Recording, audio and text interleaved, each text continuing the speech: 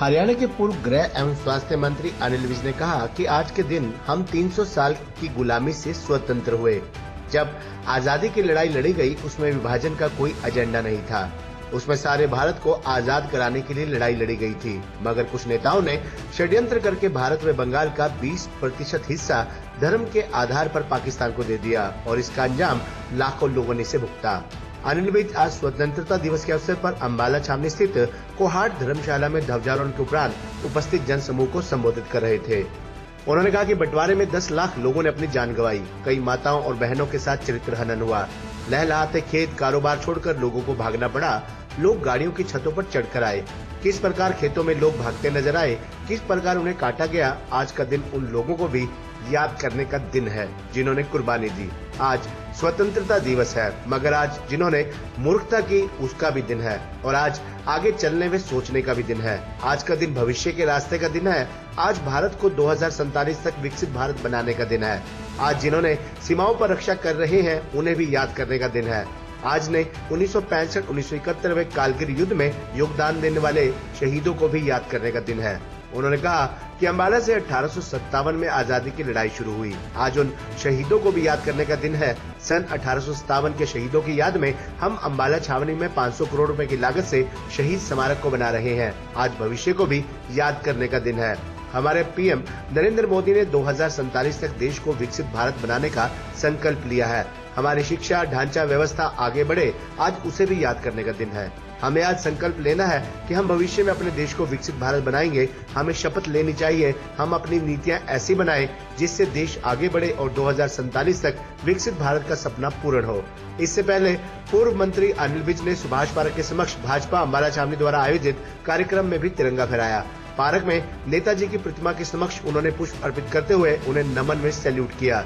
इस दौरान पत्रकारों से बातचीत करते हुए उन्होंने कहा कि आज भारी बरसात में भी इतने सारे लोगों को यहाँ आकर स्वतंत्रता दिवस मनाना उनके देश प्रेम की भक्ति का प्रमाण सिद्ध करता है।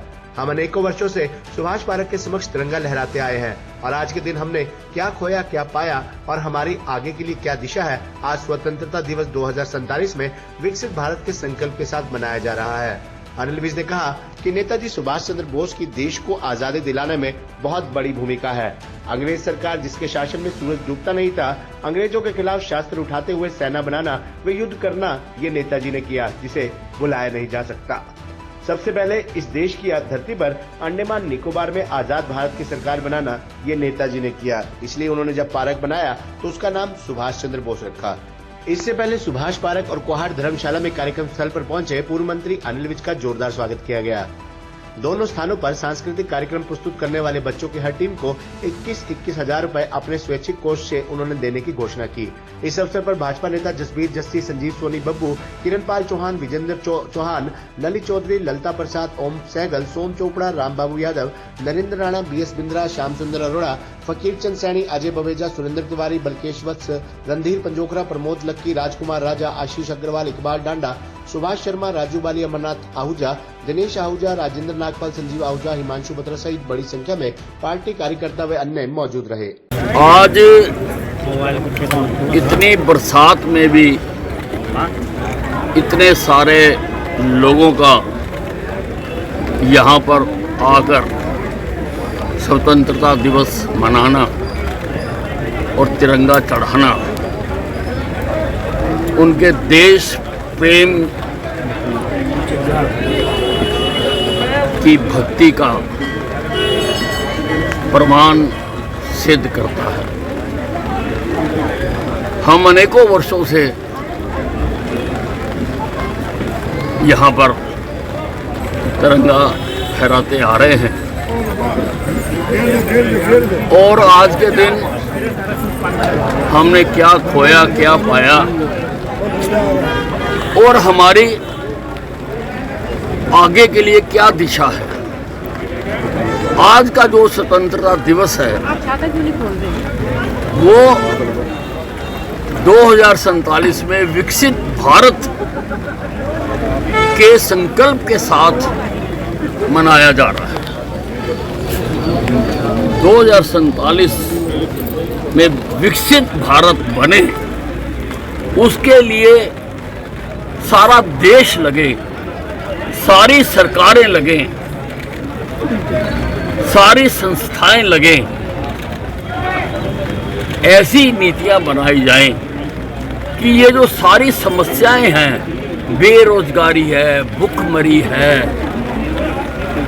इनसे मुक्ति मिले, अच्छा इंफ्रास्ट्रक्चर मिले, अच्छी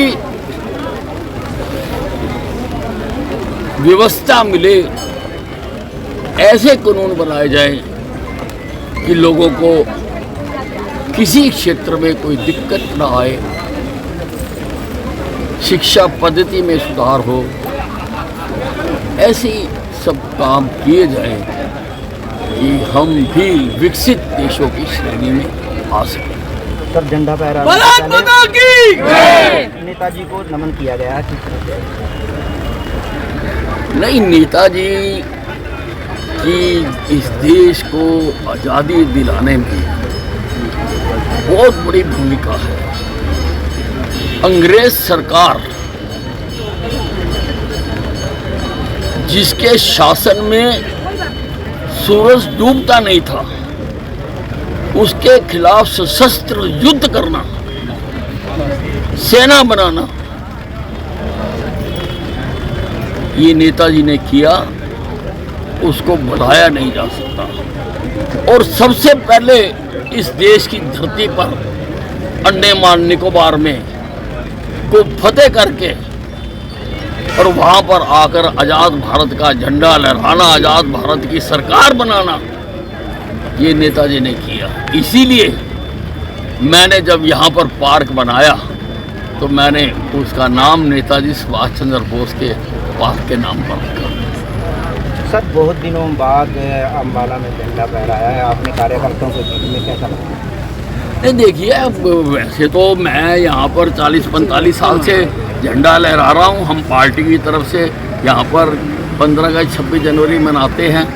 फिर 10 साल पीछे मैं मंत्री रहा, तो बतौर मंत्री सरकार मेरी ड्यूटी जहाँ लगाती थी मैं वहाँ जाता था। इस बार भी सरकार ने मेरे से पूछा था कि आपने कहाँ झंडा लहराना है, पर मेरे कार्यकर्ता चाहते थे कि इस बार मैं पार्टी के कार्यक्रम में हूँ, तो इसलिए मैंने उनको कहा कि मैं पार्टी के कार्यक्रम में झंडा लहराऊंगा। मैं तो पार्टी के कार्यकर्ताओं की इच्छा को नज़रअंदाज कर ही नहीं सकता, इसलिए मैंने पार्टी के आदेश अनुसार आज यहाँ पर झंडा लहराया है।